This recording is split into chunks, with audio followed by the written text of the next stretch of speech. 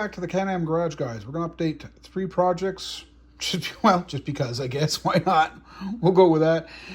The 78 Dodge Monaco that started off being painted like an LAPD unit is now painted more like it should be, like a CHP unit. You'll notice that I polished out the clear. Not perfectly, but that's because I looked at this and when I started polishing the clear, and I said, what the heck is this? And pardon the long gray cat hairs, that's the cat.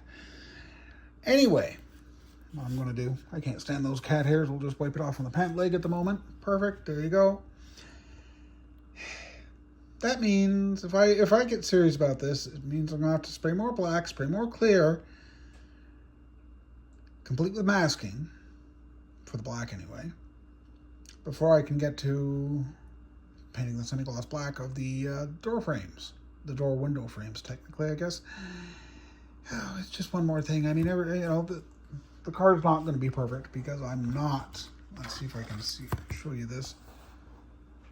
Yeah, you can just see something in the trunk lid there. Yeah, I don't know how it got there. I know I took care of it quick and it's still there, and it's like, and it looks like it needs to be polished. Yeah, it needs to be polished right now just to get it halfway decent, like the rest of the car. Regardless, I haven't decided what I'm doing. I'm probably going to end up spray painting it. It's just one of those things. Just one of those things. The 79 Cobra. I had problems. The roof is clear coated, polished out, and then rubbed out with my Scratch X 2.0. And it does, you're not seeing it here, but it does look rather spectacular. I had rubbed through on the character lines on both front fenders, so resprayed them, re-cleared them, both in the same day, which doesn't always happen with me. I just finished polishing them out. I have not rubbed it out yet with the compound, but I did polish them out. And it's coming along nice again. I'm rather impressed. Finally, the one that I know that I'm wicked impressed with, and pardon the powder, the 1970 Dodge Coronet Super B in burnt orange metallic. Wow. It might need some more another coat of compound, but because there's a little bit of haziness, or maybe I haven't even done that yet. It's hard to say sometimes. That's a problem. Definitely a problem when you're working with multiple projects at the same time.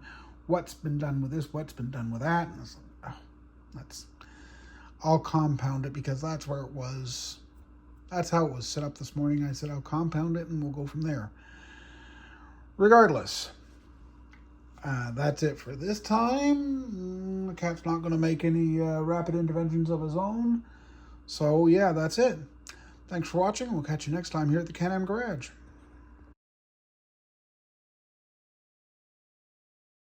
So I signed off too early.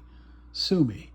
This is, for those that don't know, I do build airplanes and the occasional army tank. In fact, for anybody who's willing to believe it or not, I actually started building models with airplanes. And back then it was a Testor's Hawk aircraft. This is a modern day Airfix kit, and this is, and while I've never seen an actual Blackburn Buccaneer, the Big Sky Pirates are definitely a favorite of mine because these are well, they're roughly like muscle cars. They're this, along with like the American Republic F-105 Thunder Chief, were made to go very fast at very low altitudes, which means thick air, which is a lot more drag, which means muscle, pure straight muscle. The Buccaneers, especially the later aircraft, the S.2Bs, that fought in Desert Operation Granby, as the British called it, or as the Americans called it,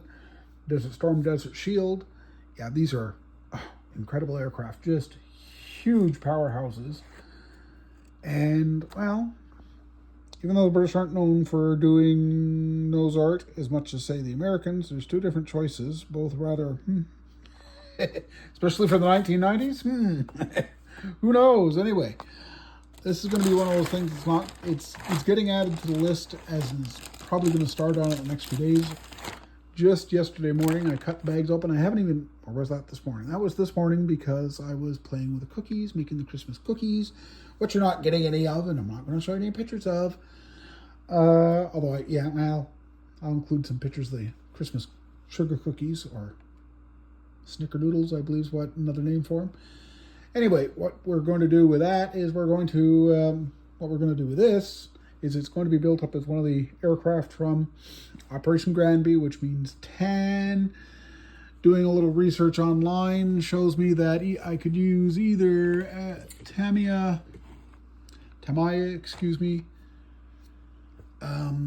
Flesh, or XF57. Yeah, that's what I got. That's what I'm going. If I had the Flesh, I would probably mix the two a little bit together and go from there.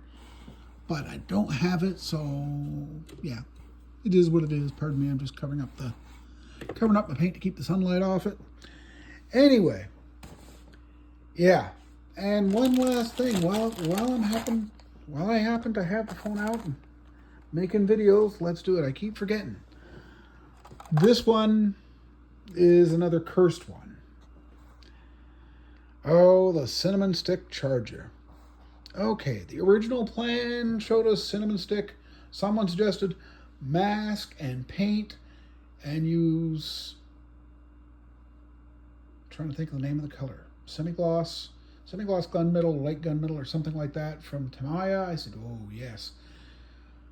Unfortunately, my masking, let's just not go there. So the next idea was to, after repairing the paint job, I said, let's use the white decals. And the white decals didn't really work out on the hood. Everything else worked out, but on the hood it didn't. They wouldn't fold in at either end. And I was like, oh, crap, I'll take them off, and well, we'll I don't know what we're doing, but we'll take them off. Unfortunately, taking them off wasn't that easy. What you see is what's happened after several applications of heavy, strong masking tape. Regular, the crepe colored, or whatever color you want to call it.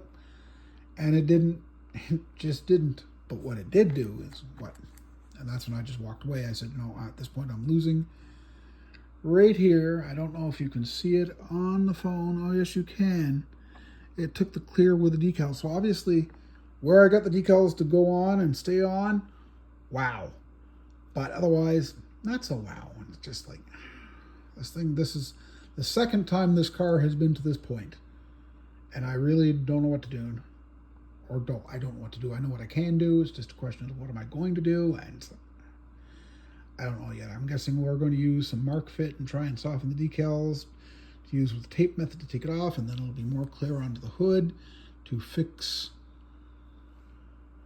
that one spot. And it's just like, oh, this is getting stupid. Hopefully I don't hurt the clear anywhere else on the body, because then I'll have to take it off, take the windows back out, take off the overhead console.